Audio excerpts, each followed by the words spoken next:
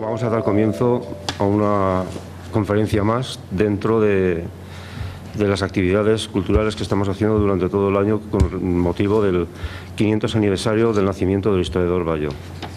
Hoy toca un gran conferenciante que es Paco Pérez Huertas y voy a describir más o menos su vida, su currículum musical y profesional. Francisco Pérez Huerta, jericano, gran amante de su pueblo, aunque reside en Valencia, pero en cuanto lo es posible, viene a Jérica. Se ha pasado la mayor parte de su vida estudiando y trabajando. Profesionalmente pertenece al Cuerpo Nacional de Secretarios, Interventores y el Cuerpo Nacional de Secretarios de categoría superior. Ha ejercido en nuestra comunidad como secretario general de los ayuntamientos de Alginet y Onteniente. Desde el punto de vista académico, es maestro nacional, abogado y licenciado en Historia y Ciencia de la Música. Hizo el curso de doctorado y su tesis versa sobre los gozos marianos de Jérica.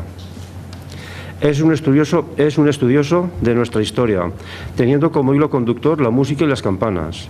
En tal sentido, tiene varios trabajos, como Jérica y su música religioso popular, Divina Pastora, el sonido de una fiesta, la música religioso devocional de la Iglesia del Santísimo Cristo de la Sangre, la Junta de Quintos o Junta de Pascua de Jérica, el canto de las albadas de Jérica, las campanas que oí, estudio y transcripción musical de los toques de las campanas de Jérica y muchos otros estudios, artículos y composiciones musicales.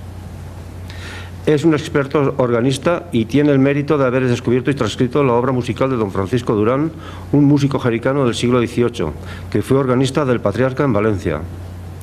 Creo que merece ser escuchado en un tema tan interesante como es la música de Jérica en el siglo XVI, el siglo en el que vivió don Francisco del Bayo.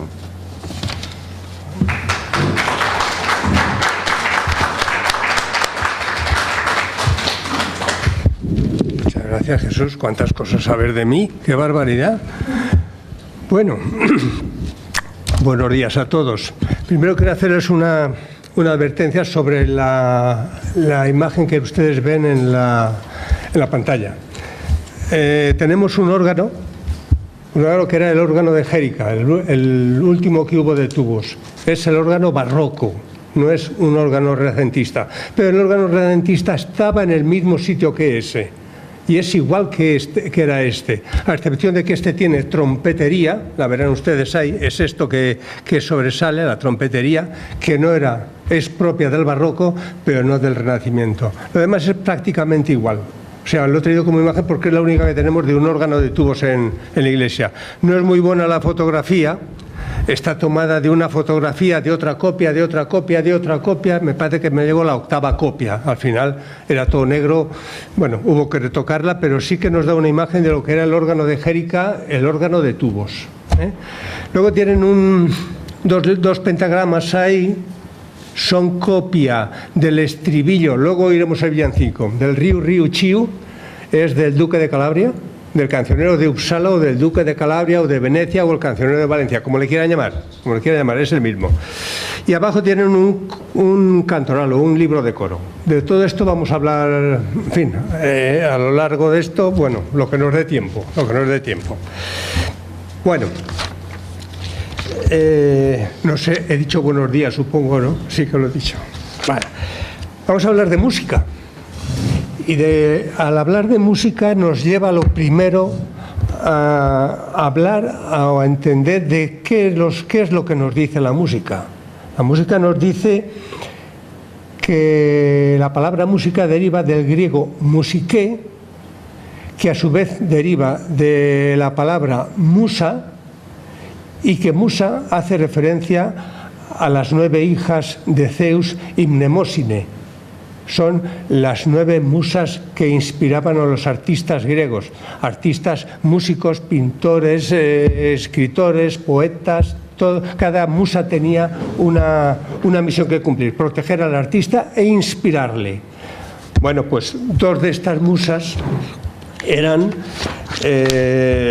Euterpe, que era musa de la poesía y de la canción, y Terpsícore, que era musa del canto y la danza. Y me río porque mi hija se ríe al hablar de Terpsícore, por un sketch que hacían los luthiers en su momento con Terpsícore y Mnemosine. Bueno, son las musas, dos de las musas que protegían a los músicos en el mundo griego, en la mitología del mundo griego.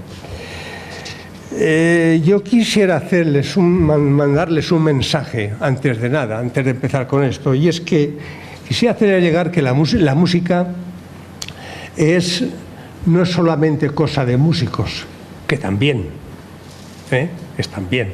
La música es cosa de todos, a todos nos afecta y a todos nos inunda.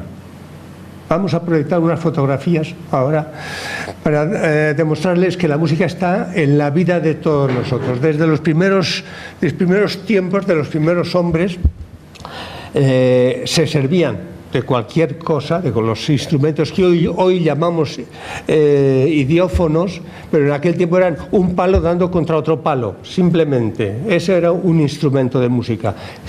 Lo que se pretendía era hacer ritmo para danzar. La danza y el canto en los hombres primitivos estuvo a la orden del día. Y estuvo siempre con ellos, porque entendían no solamente que era una forma de celebrar cualquier acontecimiento, sino porque esos instrumentos tenían algo de míticos que les protegía del mal y les libraba y les hacía que las fuerzas sobrenaturales viniesen sobre ellos. Hoy, el chamán que tiene que curar a un enfermo en una tribu se aísla, se va a la selva, coge las hierbas que tiene que triturar o secar o machacar o quemar sobre el enfermo y hace su propio instrumento para ese enfermo, para curar a ese enfermo. Después lo destruye. Bueno, pues los hombres primitivos ocurría exactamente igual. El instrumento y la música y la danza era algo consustancial en sus vidas. Aquí tenemos una danza posterior a una cacería, pertenece al abrigo de la Peña del Moro de Cogull en Lérida. Ahí vemos una cabra tendida, es el resultado de una cacería. Las mujeres están danzando porque la cacería ha sido buena, pueden comer ese día y otros sucesivos. Aquí tenemos unas mujeres danzando, pertenecen a una cueva que hay en Obón, en la provincia de Teruel, y se puede calcular que es alrededor del 5500 a.C. Aquí tenemos una comitiva egipcia del año 1500 a.C.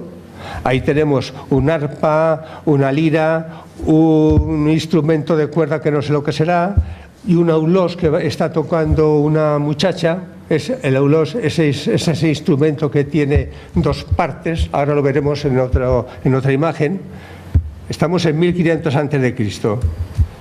Aquí tenemos una vasija griega y tenemos al dios Dionisios que está tocando el aulós, también ese instrumento de dos boquillas. Lo reflejo abajo para que se vea más claramente en blanco y negro qué instrumento era ese. El dios Dionisios, que era el dios de las fiestas. Este es el dios Apolo, que era un dios, lo vemos en una parte que está muy airado, está muy enfadado, y en otra está tocando, está transportado, está tocando su lira. El dios Dionisio, por su carácter, era de un carácter moderado, proporcional y racional. El dios Dionisio, en cambio, simbolizaba el desenfreno, iba a decir desenfreno, el desorden y el instinto irracional.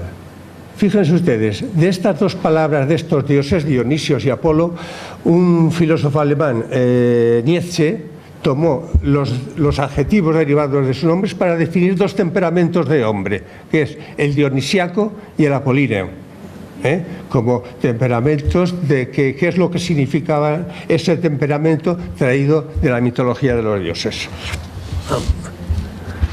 Esto es una comparsa de músicos juglares de la Edad Media, pertenecen a una miniatura de las cantigas de Santa María. Está tomado de uno de los manuscritos del Escorial y representa unos cuantos músicos de aquella época. Aquí tenemos otros juglares en la actualidad, y es precisamente en una de nuestras calles, en Xérica. Ahí está en la Ermita de Cristo, los músicos detrás y una danzarina delante que también se usaba en tiempos de la Edad Media. Tenemos un trovador renacentista,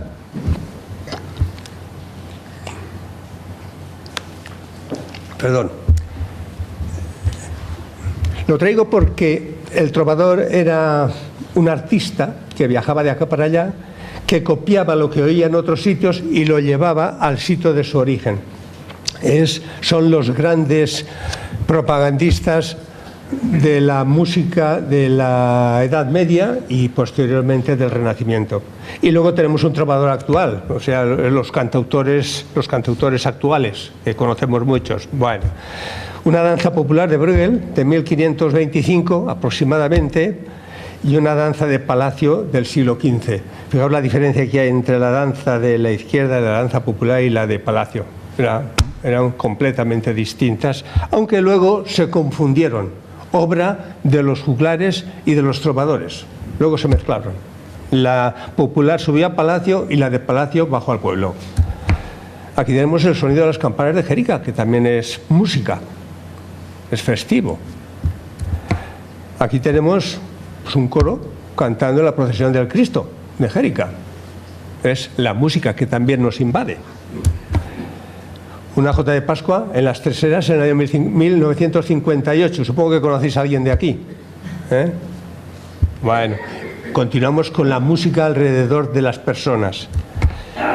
La jota de Pascua en la plaza del Ayuntamiento, exactamente lo mismo. Nuestra banda de música, de modo informal, tocando un pasacalle por nuestras calles.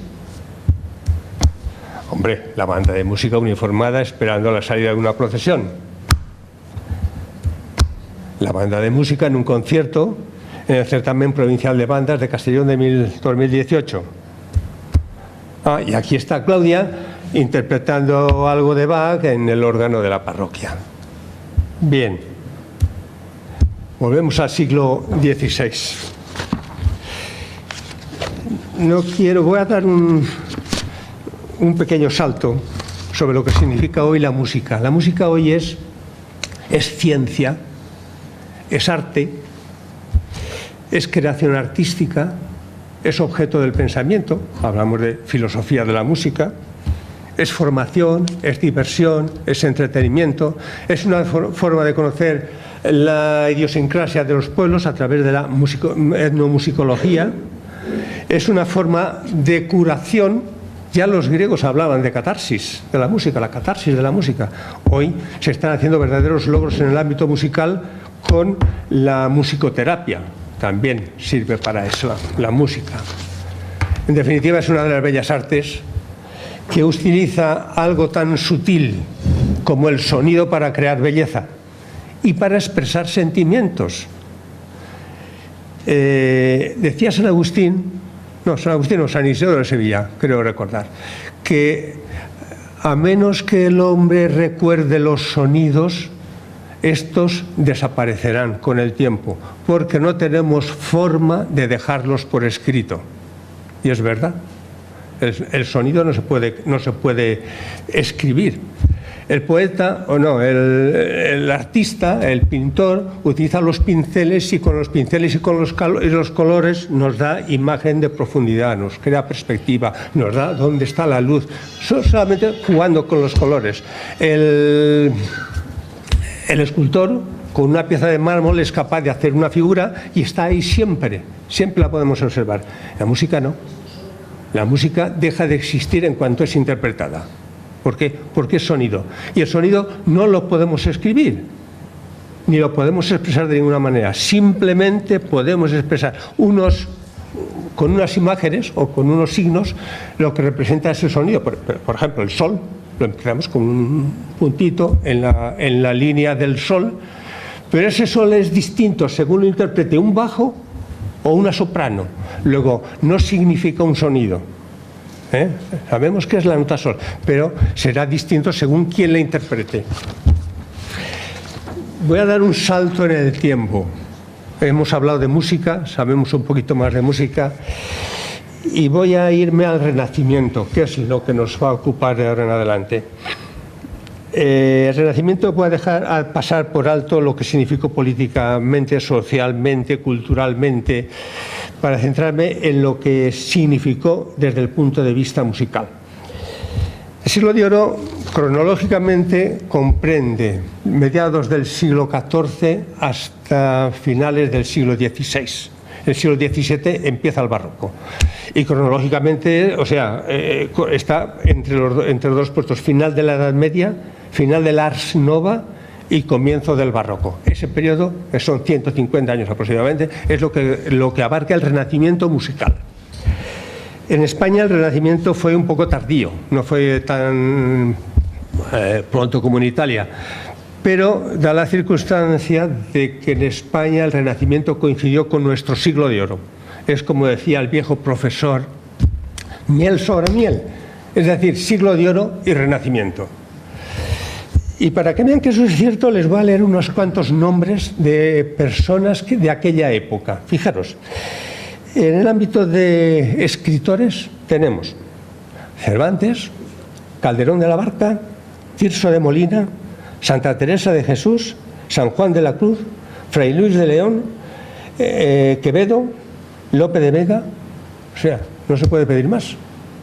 Arquitectos, Juan de Herrera, el autor del Escorial, Juan Bautista de Toledo, el que sucedió a Juan de Herrera en el Escorial, o Pedro Machuca, otro gran arquitecto de la época. Pintores, Juan de Juanes, el español Juan de Juanes, el valenciano Juan de Juanes, el Greco, nada más y nada menos, y Alonso Sánchez Cuello, tres grandes pintores. Y musicalmente, ¿quiénes podemos destacar? Os voy a dar la relación porque no tiene pérdida. No tiene eso. Juan de la Encina, Tomás Luis de Victoria, luego hablaremos de él, Cristóbal de Morales, Francisco Guerrero, Juan Vázquez, Mateo Flecha el Viejo, Mateo Flecha el Joven, Luis Millán, Venegas de Nestrosa y Antonio Cabezón. Antonio Cabezón lo oímos ayer tarde los que vimos al concierto, era el gran organista del siglo XVI. Bueno, pues todos estos hombres, artistas, poetas, escritores y músicos, coinciden en el tiempo en el siglo XVI. Aquí tenemos musicalmente los tres músicos más importantes de la historia en el siglo XVI en España. El más importante, sin duda, es Tomás Luis de Victoria. Fue el modelo a seguir en la música religiosa del siglo XVI en España. Se había formado en Roma y, bueno, cuando vino de Roma fue el gran innovador de la música española. Terminó siendo el organista y maestro de capilla del monasterio de las Descalzas de Madrid, el non plus ultra de monasterios. Es patrimonio nacional el monasterio y, bueno, es el punto de referencia. Cristóbal de Morales fue otro músico español, se formó en Roma y terminó siendo maestro de capilla de Sevilla, de la Catedral de Sevilla. Y Francisco Guerrero otro tanto, murió más joven. Estos son los tres maestros puntos de referencia de la música española del siglo XVI.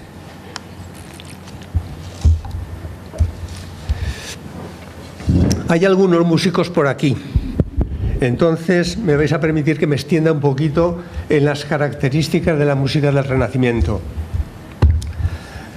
Se desarrolla en el Renacimiento la música, la técnica de la polifonía vocal. Hasta entonces, hasta el siglo XVI, no hay una distinción clara entre las voces y entre las tesituras. Aquí, a partir del siglo XVI, se va a hablar de tiples, de contraltos, de tenores y de bajos. Después nosotros hemos añadido el soprano, el triple lo hemos convertido en soprano y la soprano le añadimos ligera, soprano de muchas clases, ¿no? El contralto, hablamos de alto, de contralto, de mezzo. El tenor, hablamos de tenor agudo, tenor grave. El bajo, hablamos de bajo agudo, que se convierte en el barítono. El bajo o el bajo noble, que es el bajo ese profundo que da las notas más claras. Bueno, pues en el siglo XVI comienza a hablarse de todas estas cosas, de música, de polifonía vocal, y se hace la distinción entre estas voces y entre las tesituras de los que cantan. Se sustituye el ritmo irregular. Hasta ahora, tanto en el canto de la Edad Media, se cantaba gregoriano, gran parte, y se cantaba otro tipo de música que venía a ser muy difícil de medir. Estoy hablando de la música mensural. El ritmo era irregular, como es irregular el ritmo en gregoriano y como es irregular el ritmo en la música mensural. Es una correlación de notas que funcionan y tienen un valor en función del sitio en que están colocadas. Es la relación longa, breve, breve, semibreve y semibreve mínima. Según se colocan puede dar lugar a un compás de 2x4, a un compás de 3x4, a un compás de 6x8 o a un compás de 9x8. Esto desaparece ya con el Renacimiento. Va a haber un compás, aunque lo mismo le da que sea un compás partido, un compasillo partido, que no. Pero se está hablando ya de un compás, no de líneas divisorias, sino de compás. Hay cambios notables en la armonía. Por ejemplo, y hablo para músicos, un acorde es las notas final de una composición, y está formado en música tonal por la tónica, la mediante, la dominante y la tónica otra vez. Se repite 2 veces la tónica. Bueno, en la Edad Media estaba prohibido el uso de la mediante. Es decir, si el acorde es do, mi, sol, do, se suprimía el mi. El acorde era do, sol, do. Eso nos da esa sensación de inestabilidad que nos proporciona la música de la Edad Media, que termina y dice, uy, ¿cómo ha terminado esto? Parece que falta algo. Eso se sustituye ya en el Renacimiento con el empleo de la nota mediante, que es la tercera de la escala, do, re, mi. Esa es, o re, mi, fa, fa sostenido. Esa es la nota mediante, y esa es la que da verdadero carácter conclusivo a un acorde final. Se habla, aparecen los primeros intentos de imprimir la música. Se crea la imprenta y eso supuso una revolución en la época. Hasta entonces la música se escribía a mano, los amanuenses, ¿no? Entonces, al imprimir la música hay una gran difusión de la música, y con la gran difusión, estudio de la música.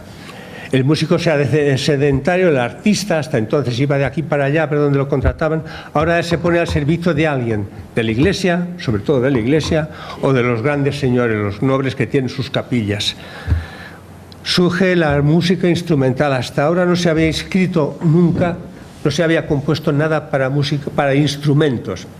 Los instrumentos tocaban lo mismo que las voces, es decir, repetían las mismas notas que las voces, entonces era una música muy reducida, muy limitada. A partir de ahora se va a componer para músicos.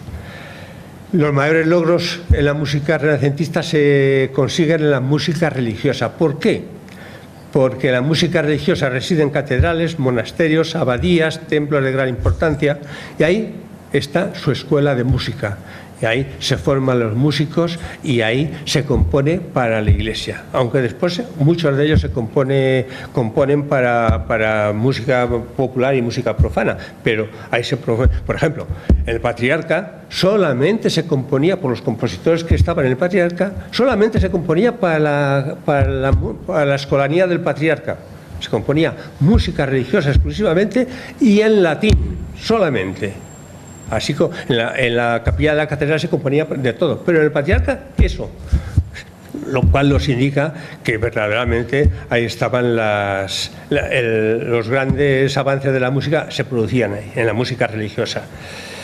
Comienza a hablarse de tonalidad, pero de aquellas maneras, la tonalidad no estaba consolidada, venían del uso de los modos gregorianos y de los modos griegos, por lo tanto, hablar de tonalidad, empezaban a hablar de tonalidad y terminaban en tónicas, pero si os dais cuenta, y hablo para músicos, gran parte de la música del Renacimiento, incluso del Barroco, los finales de la música no son en tónica, sino que son en dominante, cosa que nos indica que el sentido de la tonalidad no lo tenían nada claro. Esto se pondrá claro a partir de Mozart y de todos los clásicos, la música clásica, incluso en el barroco. Bien, la danza es otra forma de música que despierta un gran entusiasmo. Se compone ya para música de instrumentos. La danza ya puede ser independiente. Entonces, la danza tiene una gran aceptación. Y finalmente, hablar de que se distinguen dos tipos de música. La música religiosa y la música popular o la música profana. Es decir, no profana por nada, sino porque es la que no se empleaba en la Iglesia. Música religiosa y profana. Y la música instrumental, claro, de la que hemos hablado antes. Vamos a ver. En la música religiosa y profana, bueno, la música religiosa en el siglo XVI se produce un hecho importantísimo. Hasta entonces la música religiosa era única, la música de la Iglesia. Pero en el siglo XVI se produce el gran cisma promovido por Lutero en 1619, que se separa de Roma, no coincide con las tesis de Roma y se separa. La gran aportación de Lutero a la música religiosa fue que prescinde del latín y de que la música se tiene que entender y lo que se canta se tiene que entender. Entonces, su música, la música que se canta en el culto protestante, es en lengua vernácula. ¿La entienden todos? Esta es una gran aportación del luteranismo. Pero además prescinde de toda la música que había hasta entonces y se inventa un nuevo tipo de música, que es el coral. El coral es una música, es una canción popular, que se canta en masa, normalmente a una sola voz o a cuatro voces. Claro, hay corales preciosos de Bach y demás, ¿no? Se canta a una sola voz o a cuatro. Y es la gran aportación del luteranismo. ¿Qué ocurre en la música religiosa? A raíz de este movimiento de Lutero y otras muchas cosas que promueve, simplemente me limito a la música. Se convoca el Concilio de Trento, que tiene lugar entre 1645 y 1663. El Concilio de Trento también habla de la música. Pero fijaros, a diferencia de lo que ocurre con el luteranismo, mantienen el latín, porque dicen que el latín es signo de unidad de toda la Iglesia. Y es verdad, es signo de unidad en toda la Iglesia. Pero el latín no lo entiende nadie, o muy pocos. Bueno, una cosa en la que se diferencia del luteranismo. Mantiene la polifonía, cosa que el luteranismo no la acepta, en principio. Mantiene la polifonía, siempre que se entienda el texto. Pero vamos a ver, ¿cómo se va a entender el texto si está en latín y en latín no lo entendemos? Es decir, no acierta ni en una cosa ni otra la reforma promovida por el Concilio de Trento. Y acepta, señala, dos tipos de música, así como en el luteranismo era el coral, aquí es la misa, el oficio y el motete. No sé por qué servirá, el motete lo usaremos muy tarde. La misa y el oficio sí. No tan pronto como pretendieron, pero sí que se usó en principio. Estamos ya en pleno Renacimiento. Les traigo una imagen de un villancico del manuscrito, del cancionero del Duque de Calabria. Hablo del Duque de Calabria porque es nuestra referencia en Valencia, aunque se imprimió en Venecia, pero es el cancionero del Duque de Calabria. Esto es una partitura. Fijaros que la partitura no está escrita en forma vertical, una partitura en la que primero está la voz del tiple, aquí abajo está la voz del soprano o del tenor y aquí a la derecha está la voz del bajo. Fijaros en la parte izquierda al final, eso que parece una hojita de árbol, hablo para los músicos, y esta hojita de árbol que hay en la parte derecha, ese es el signo de remisión de entonces. Así como ahora que se pone la S, que se pone el circulito, bueno, pues era el signo de remisión. O sea, el tenor este continúa en la página siguiente, en la derecha, porque en la página siguiente, arriba, hay otra voz. Bueno, seguimos. Hemos hablado antes de la música procedente del siglo, o la que deriva del Concilio de Trento. El músico más importante que procede del Concilio de Trento es Giovanni Pierluigi da Palestrina. No lo pronuncio muy bien porque tengo la boca seca. Bueno, es Palestrina, como se conoce. Es el gran músico del Renacimiento, el gran músico del Vaticano. Fue profesor de Morales, lo hemos visto anteriormente, el músico Morales, y sobre todo de Tomás Luis de Victoria. Siguieron la misma línea que él. Hay estos dos músicos formados en el Vaticano junto a Palestrina. Y a la derecha tenemos un facsímil de la célebre música del Papa Marcelo de Palestrina. Se hizo y se compuso para demostrar al Papa y a todos los mandamases de la curia romana que la música polifónica se podía entender el texto perfectamente. No sabían que el latín no se entendía, pero que él dice que se entendía. Es el modelo que ponen de misa como para entender los textos. No se entendían, esa es la verdad por parte de la obra. Es la célebre misa del Papa Marcelo. Una misa que se ha cantado en Jérica. Si esta misa la cantáramos hoy, seguramente nos saldríamos de la iglesia corriendo, porque es muy rara, muy rara. ¿Sabe alguien cuándo se cantó esta misa? No lo sabe. Bueno, lo digo yo. Se cantó en la consagración episcopal de don Pablo Barrachina. Esta es la misa que se cantó, la misa del Papa Marcelo.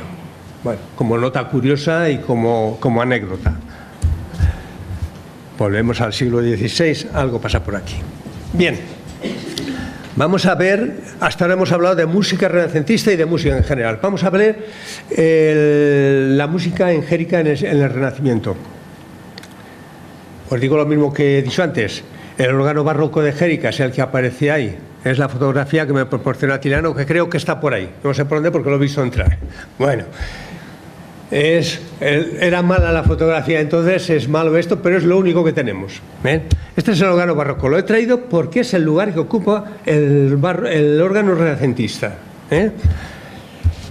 Bien, ¿qué pasa con la música angélica en el siglo XVI?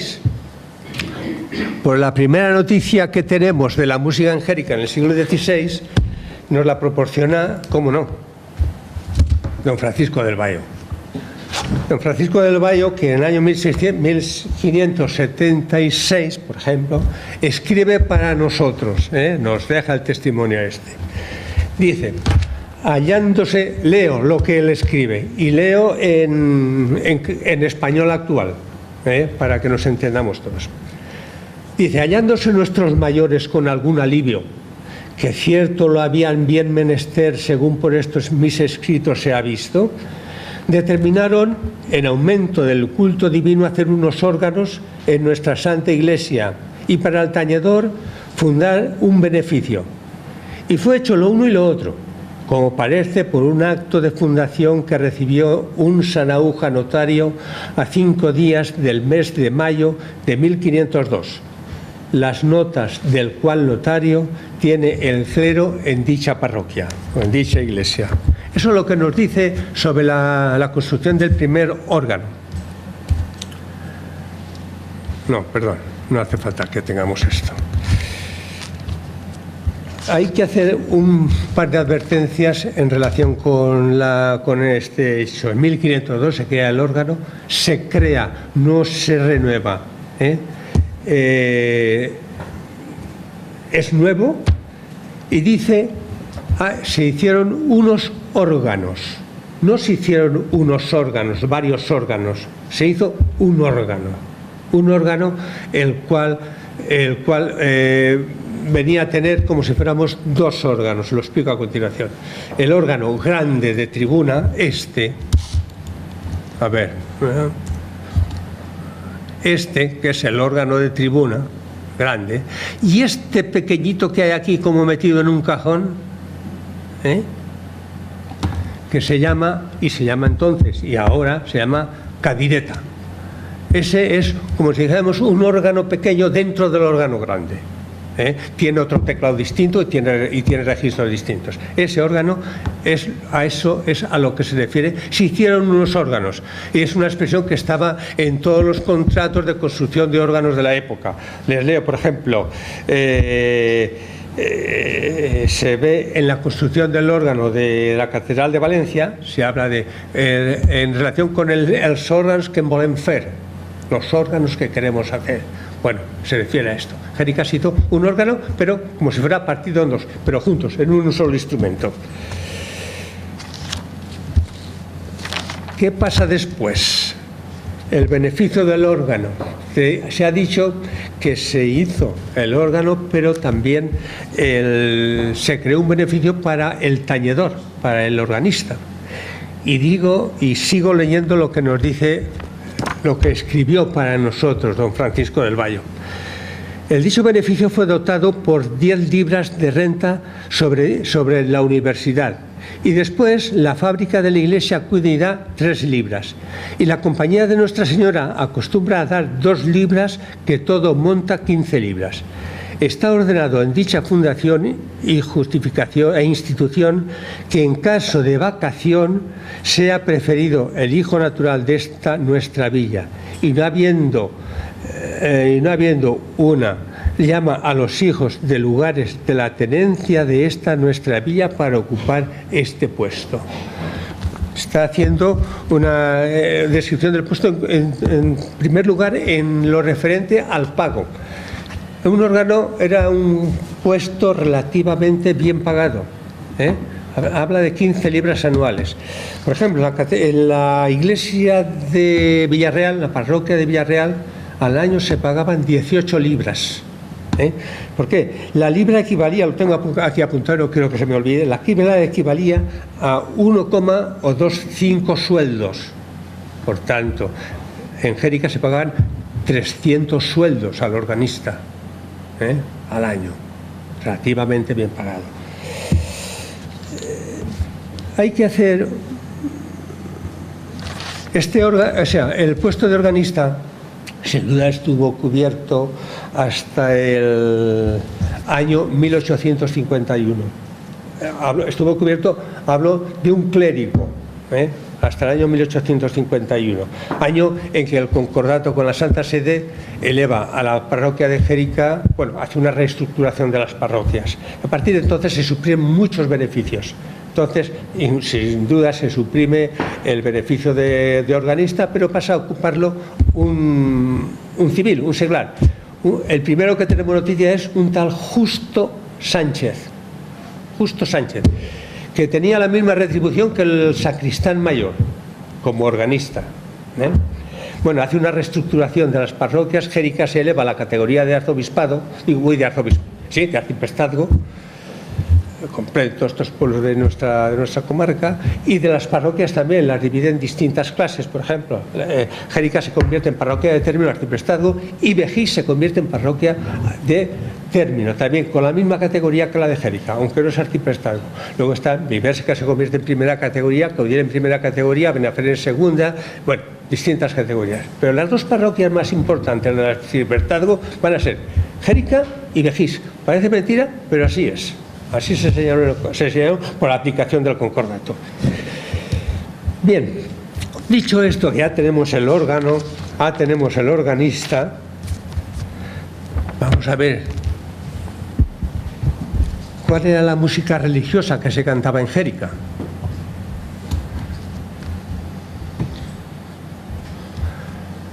Dicho de paso, lo tengo dicho de paso.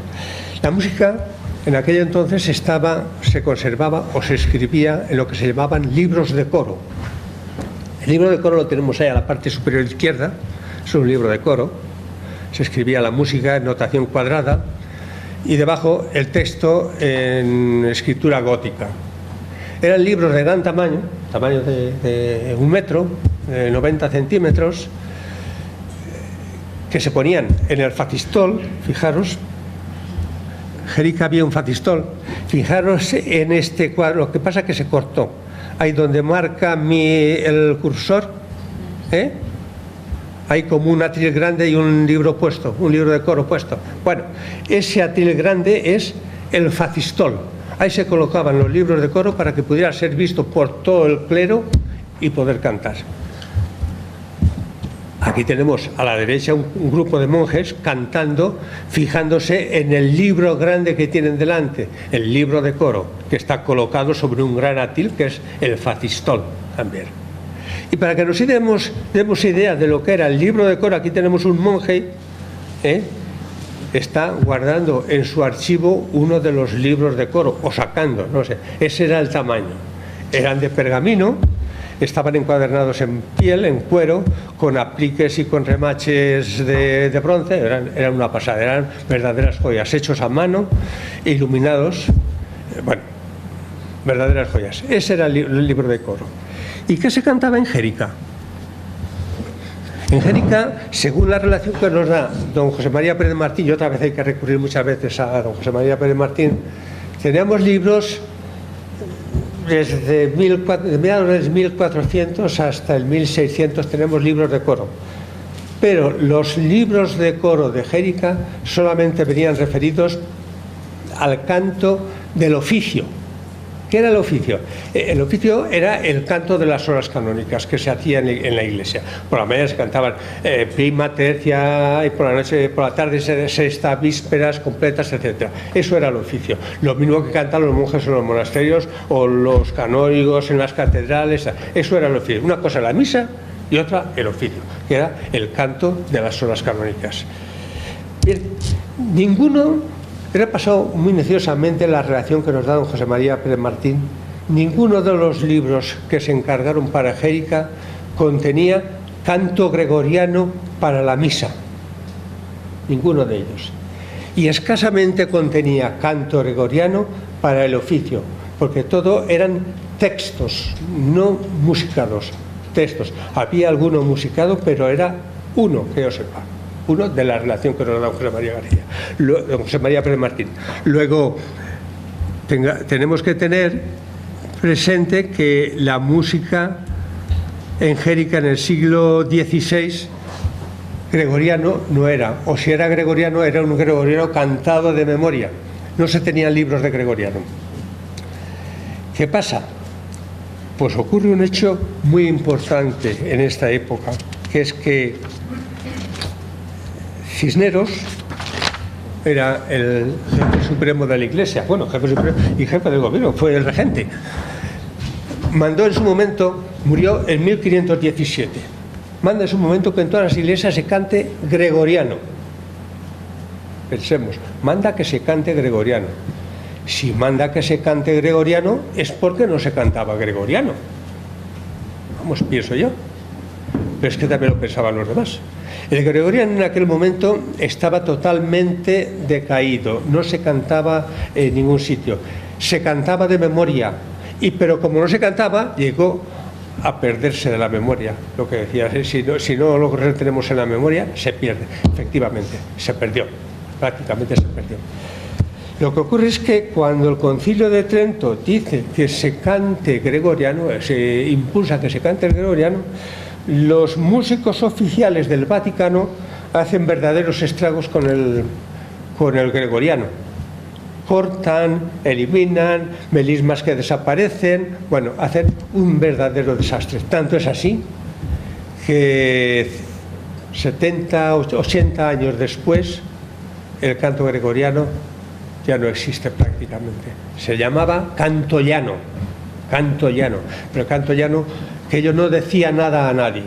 El canto aquel estaba totalmente proscrito, no se cantaba, se olvidaba en nada. Es más, en Jérica, la visita que hace el obispo Serrano de Sotomayor señala, y estamos hablando del año 1639, es decir, al siglo siguiente, dice, hay en el coro dos libros de canto llano procesionales. Canto llano, claro, es que se había mandado el concilio en el 63 del siglo anterior que se cantase gregoriano. Aquí ya es canto llano. Y este canto llano va a desaparecer hasta el siglo XIX, en que lo repone la abadía de Solesmes. Bueno, pues estos cantos que están en la iglesia, en el coro, son cantos llanos procesionales. Por tanto, no eran los libros de coro grandes, era procesional para llevarlo en las manos, era un libro de tamaño normal. Y lo que contenían eran antífonas, himnos y salmos, no contenían otra cosa. Y por supuesto, nada de musicados. Bueno, pues aquí se cantaba canto llano o el gregoriano que había mandado que se cantase Cisneros. Pues ni una cosa ni otra.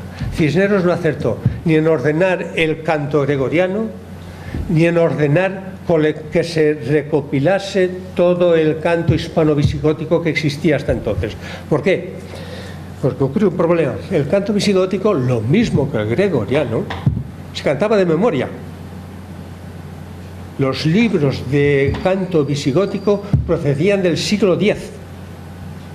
En el siglo XVI no había quien entendiese aquellos signos del canto visigótico. No había quien lo interpretara. Por tanto, canto visigótico tampoco sí que se cantaba, pero no se parecía nada al canto inicial. Vamos a ver si esto es canto hispano-visigótico. Si alguien lo entiende, los recopiladores que reunió y expertos que reunió Cisneros no lo entendían, no sabían qué significaba todo aquello. Entonces, los recopiladores recopilaron el canto que se cantaba, no el que inicialmente estaba escrito, sino el canto que se cantaba de viva voz en aquel entonces. Y ese es el que se recopila. ¿Qué pasa con otro canto? El canto mozárabe. Este es el canto mozárabe, tal como estaba escrito. No se entiende. Entonces, el uno y el otro se escribió tal y como entendían, cómo lo oían cantar los recopiladores a quienes lo cantaban. Por tanto, en resumen, en el siglo XVI no se canta gregoriano porque no lo recuerdan. No hay libros de gregoriano. ¿Se canta canto visigótico? Pues no lo sabemos. Pero se tenía que cantar alguna misa. ¿De qué era? Si no era gregoriano, tenía que ser visigótico. Lo que nos llegaba, lo que se nos había transmitido de viva voz y que recordábamos. O era el mozárabe, que se cantaba en Jérica. Visigótico, mozárabe, gregoriano, desde luego descartamos. Gregoriano, no. Entonces era o visigótico o mozárabe. Luego veremos por qué. ¿Por qué me inclino por esto?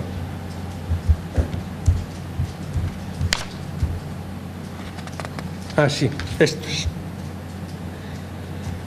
Aquí tenemos una serie de puntualizaciones en relación con el canto rezo del oficio. Era diario en Jérica. Incluso a principios del siglo XIX también se cantaba el canto o rezo del oficio. Y si oís la conferencia próxima que tengo que dar sobre las campanas y los campanarios, hablaremos del oficio. Porque una de las razones que da el concejo para construir el nuevo campanario es que no oyen los toques de las campanas para acudir al oficio, al rezo del oficio. No se oyen los toques de las campanas. Ya veremos por qué. Ningún libro de los que habían de canto en la iglesia recogía el propio de la misa. El propio de la misa es el introito propio de la misa y la misa propia de cada uno de los santos de cada día del año. Ninguno. Tampoco el propio del tiempo, de Adviento, Cuaresma, tiempo ordinario, tampoco se recogía. ¿Que se cantaban las misas? Claro que se cantaban. Claro que se cantaban. ¿Cuáles? No lo sabemos. Lo que sí que sabemos es que gregoriano no era. Los de canto gregoriano mandados por Cisneros, no se cantaba. Los procedentes del canto visigótico que se recopiló, posiblemente. El canto recopilado por Cisneros eran los restos del canto visigótico, no era el canto visigótico, eran cantos visigóticos contaminados por canto gregoriano, por canto mozárabe, por canto... Aquí se contaminó mucho el canto gregoriano, lo poco que se cantaba, con el canto procedente de Aquitania e incluso de Milán, del ambrosiano. ¿Por qué? Por la gran invasión que hubo de monjes del Císter. Se construyeron muchas, bueno, Portacioli estaba aquí, eran cartujos, pero igual, eran procedentes de Francia. Y nos importa un gregoriano también contaminado. Bueno, al final no sabemos qué es lo que es lo perfecto.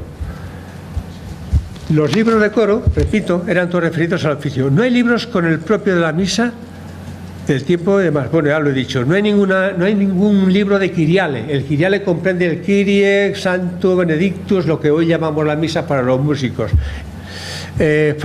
No habían medios para cumplir la orden de Cisneros. Se me ha olvidado decirlo antes, no habían medios.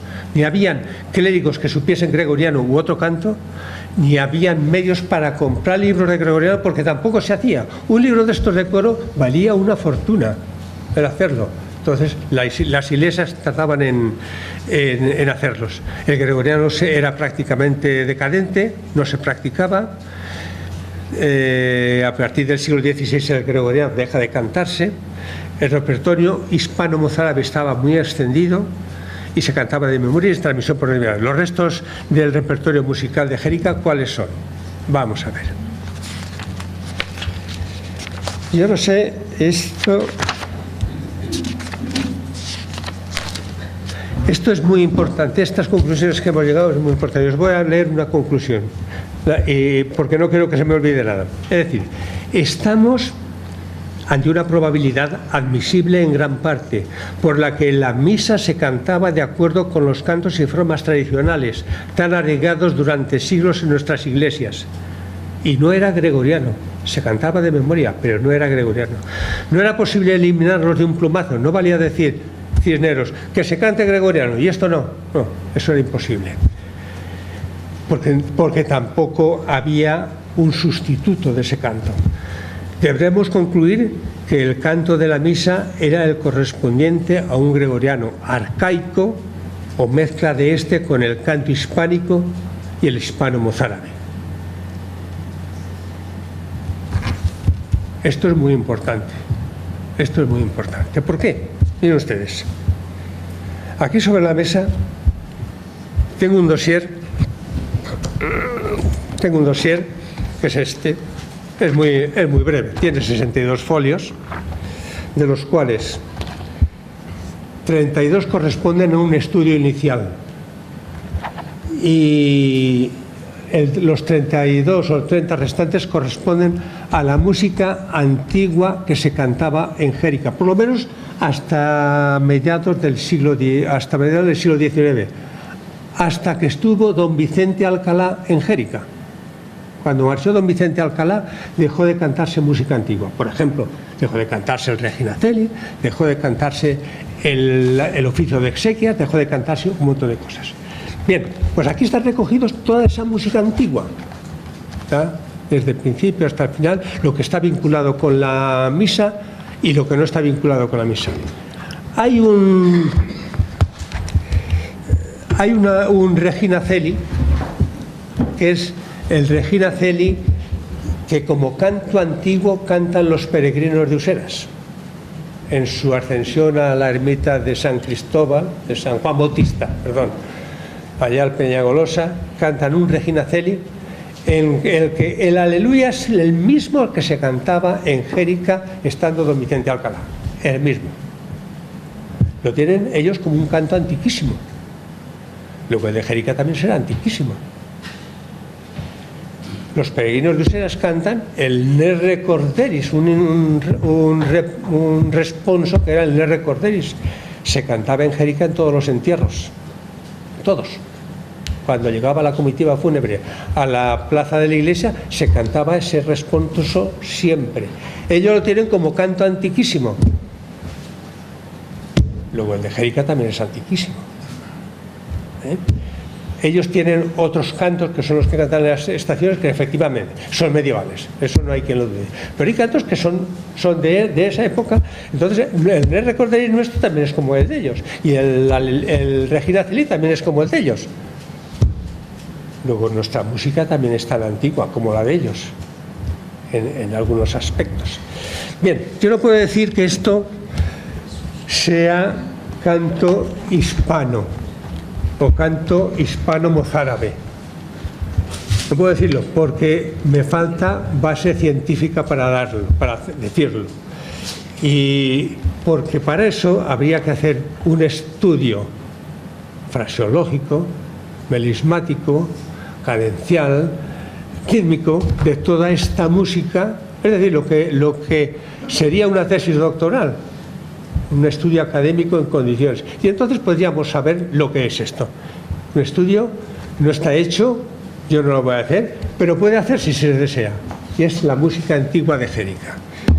Esto se queda en Jérica, se quedará en Jérica como mi aportación a los actos del 5º centenario de don Francisco del Bayo. Pero es lo más antiguo que tenemos. Que sea una cosa u otra, no lo sé. Alguien lo dirá si hace el estudio. Bueno, entonces sí que puedo decir, por tanto, que se cantaba en Jérica, esa música, que no es gregoriano, que no está escrita en ningún sitio esta música, que se transmite siempre por vía oral. Ninguno de los salmos aquí recogidos, y son varios, corresponde a ninguno de los 8 modos gregorianos. No resulta convincente el uso del canto gregoriano en Jérica del siglo XVI, ya lo hemos dicho. Las antífonas del oficio de exequias y los responsorios son silábicos, es la máxima sencillez en música, frente al canto gregoriano. Se ríen porque quiero beber agua de la botella tapada. Bueno, pero es que estaba leyendo.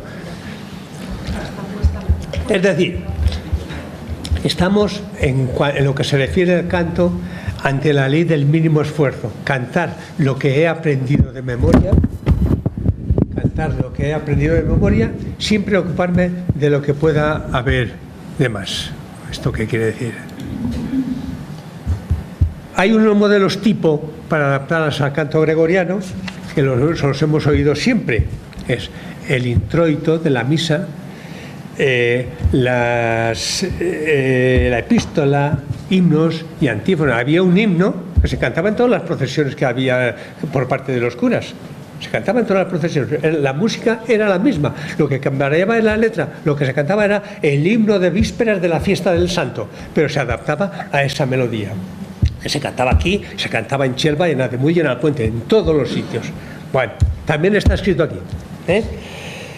Y hay una cosa que muy especial, es la que señalo aquí con el punto 5. Hay una pieza, una epístola de claras connotaciones mozárabes. Si os digo la fuente me diréis, pues puede ser verdad, porque la fuente es auténtica. Esta epístola me la cantó el tío Manolo Mirasol. ¿Lo recordáis? ¿No? Lo recordamos. Que decía que la oía cantar cuando él era monaguillo. Estoy hablando del año 1909, 10, 11, cuando él era monaguillo. Es unas piezas, él me la cantó, yo la transcribí en música. Y bueno, y ahora le he aplicado el texto de la epístola de Santa Águeda. Me ha parecido oportuno para él. Bien, esta música se la enseñé, le oí hablar de ella, mejor dicho, le hablé de ella a un especialista en música renacentista. Se llama, lo pongo ahí, Eusebio Goicoechea Arrondo.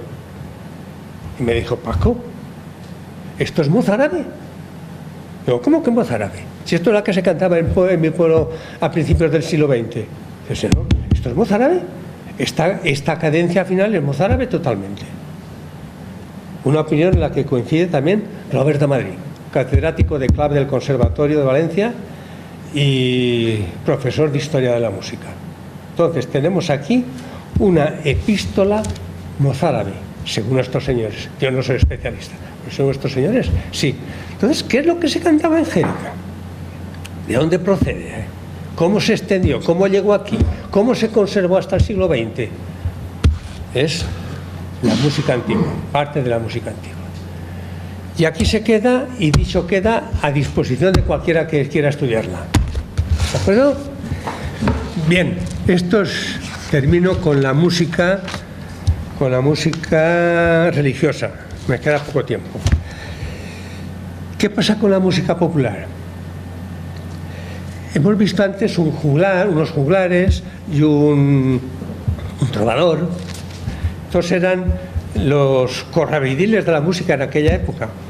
La música religiosa siempre se mantuvo en Europa de acuerdo con unas mismas pautas de composición, siempre. Pero la música popular no. La música popular en cada país siguió unas normas distintas. En Italia tenemos la frótola como canto parecido, el madrigal o la villanella. En Francia tenemos la chanson, o procedentes de la corte borgoñona, la escuela borgoñona, el rondó, el virelai, la balada. Y aquí, en España, tenemos como cantos populares importantes el villancico, el romance y la ensalada. ¿Qué era el villancico? El villancico no era un canto de Navidad, que también. El villancico era el canto de las villas, de los habitantes de las villas. Dicho no peyorativamente, el canto de villanos, así se llamaba en el siglo XVI, canto de villanos, canto de las villas. Era un canto estrófico que tenía un estribillo que se repetía. Se cantaba una estrofa y se repetía el estribillo, cantaba una estrofa y que repetía el estribillo, una estrofa y el estribillo. Y este era un canto que se adaptaba a todo tipo de festejos o de fiestas populares, lúdicos, satíricos, burlescos, a todo tipo de canciones. Simplemente era aplicar la letra. Yo he traído una. Es un villancico del Riu Chiu, del duque de Calabria.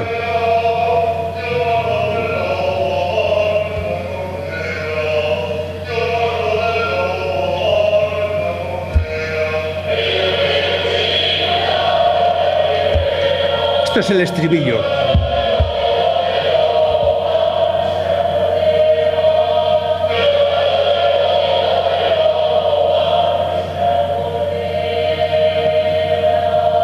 Y ahora viene la estrofa, una estrofa, vaya.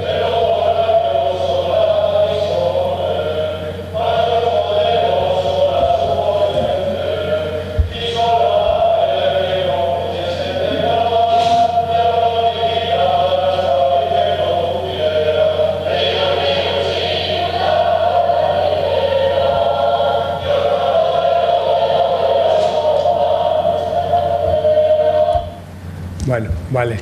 Como canto, eso era un villancico propio de la época del siglo XVI. Otro canto era el romance.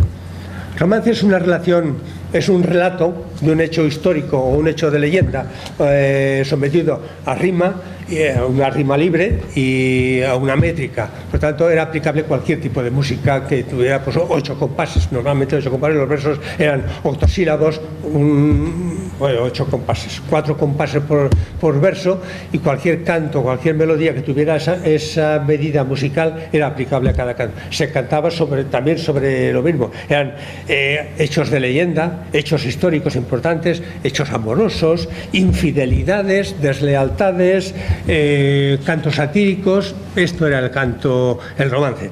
Y finalmente tenemos,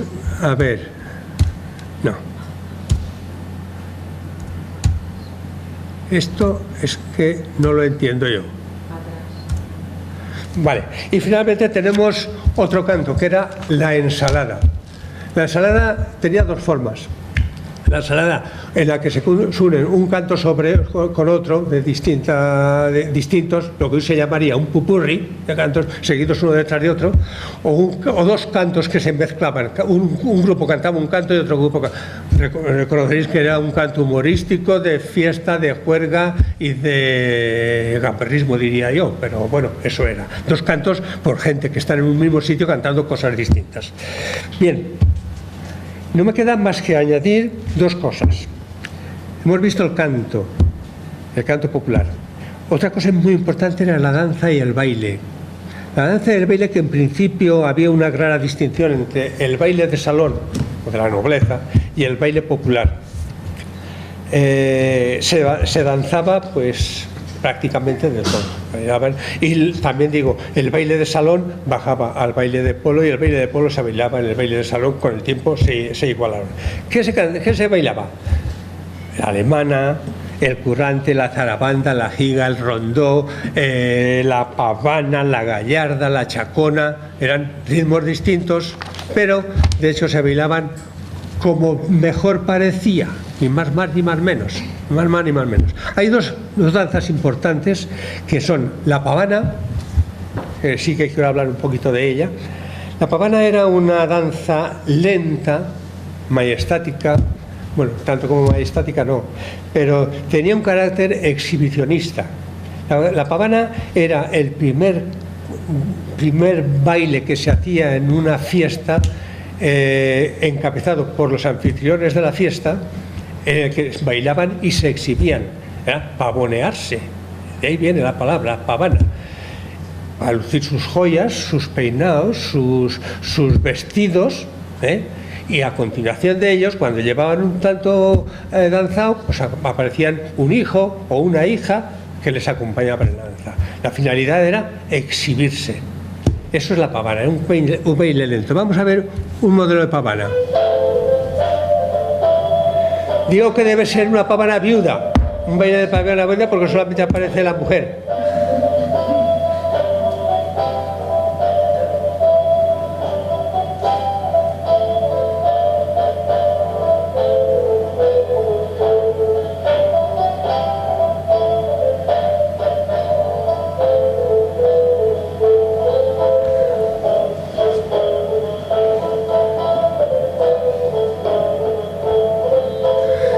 Esta música era muy socorrida para estos bailes, la música que está tocando, se repetía mucho.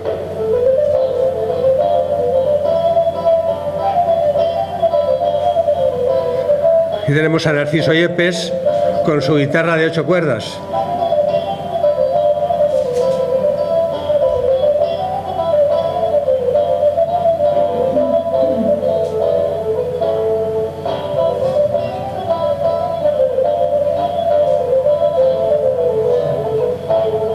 Bueno, corto. Bien, otro baile de la época, bueno, como otros muchos, pero era el más popular porque se adaptaba a cualquier situación y a cualquier forma de coreografía. Se bailaba como se quería, en círculo, en líneas, se cruzaban, se pasaban, daban vueltas alrededor unos de otros. Era el branle que se bailaba en todos los sitios, aunque tenía ese nombre genérico, pero la coreografía era distinta en cada época y en cada sitio, y aun en un mismo sitio era distinta. Este baile es el que bailan, yo lo vi hace algunos años, hace unos cuantos que no vengo a la feria medieval, el grupo de danzantes de aquí de Xérica, que va a bailar en corro. Eso es un branle. Entonces se cogía de la mano, daban vueltas. Ahí tenemos un ejemplo de cómo era esto, pero ahora vamos a ver en danza. Esto es un branle.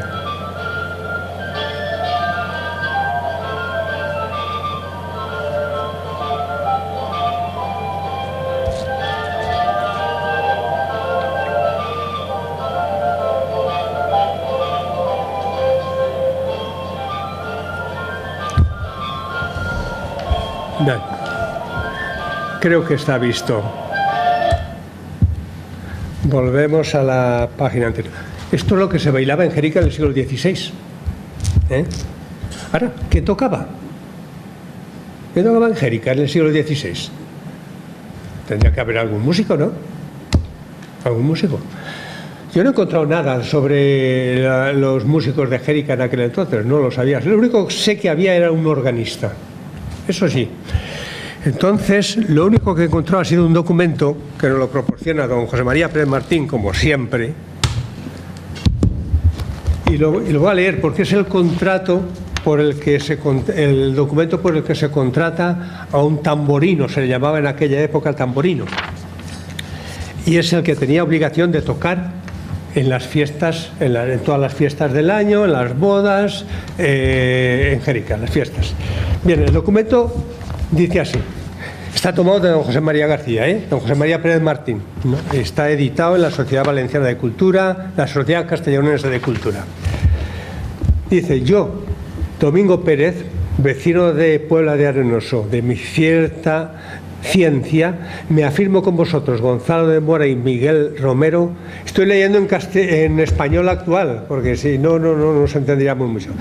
Ambos vecinos de la villa de Jérica, así como mayorales que sois de la mancebía de dicha villa, que sois presentes y aceptantes al oficio de tamborino y juglar, y prometo serviros por el tiempo de un año contado del segundo domingo de mayo pasado más cercano a hacer música, son, le llamaban entonces, hacer son, en dichos días.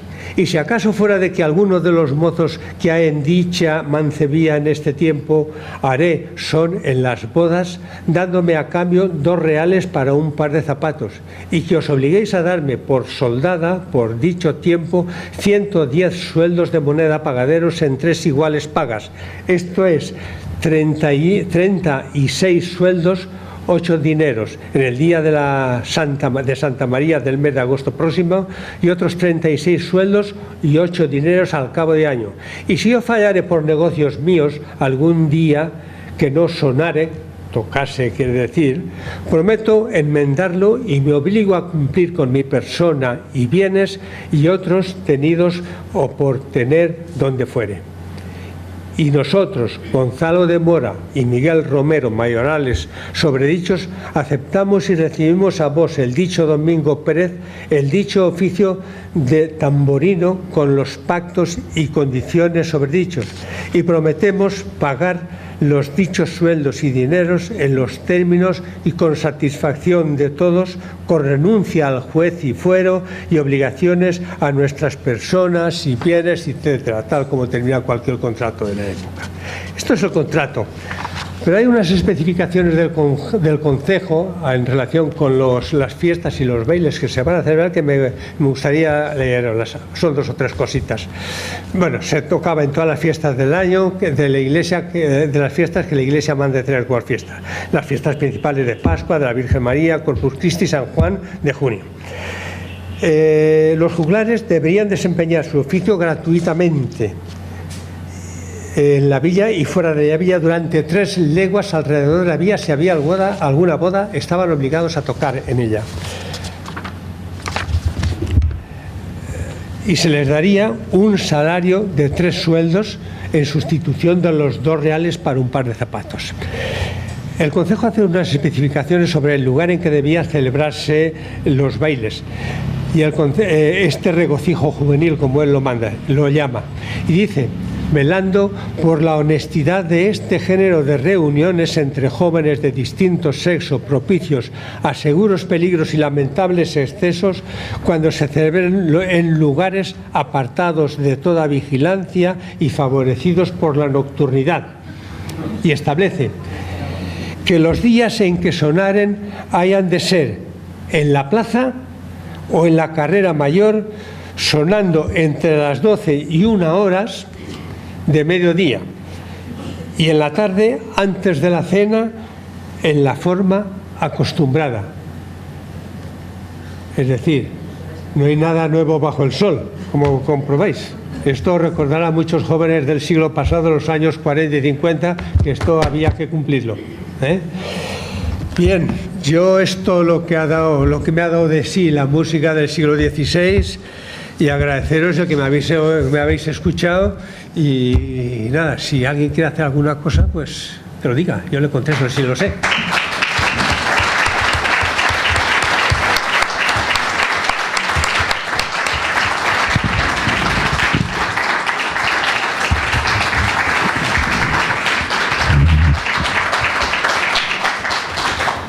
Bueno, pues agradecer la conferencia de Paco, muy enriquecedora, como todas las conferencias que se han hecho hasta ahora.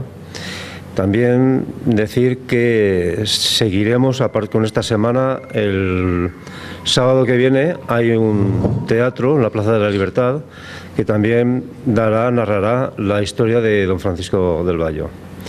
El fin de semana que viene, no sabemos si será sábado o domingo, también compartirá otra conferencia, el aquí presente Paco, sobre los campaneros en el municipio de Jérica. Aparte de todo esto, también quiero recordar que el jueves está la inauguración de la Luz de la Memoria por parte de la Diputación de Castellón, en el cual vienen el presidente de la Diputación, el vicepresidente y distintas entidades, personalidades de la Diputación. Con esto lo único que queremos agradecer a todos ustedes la asistencia y también que todas estas conferencias enriquecen a todo el municipio y a todos nosotros, y que en definitiva lo que queremos es que la cultura, y a través de don Francisco del Vallo, Xèrica se enriquezca como lo que es lo que nos merecemos. Muchas gracias.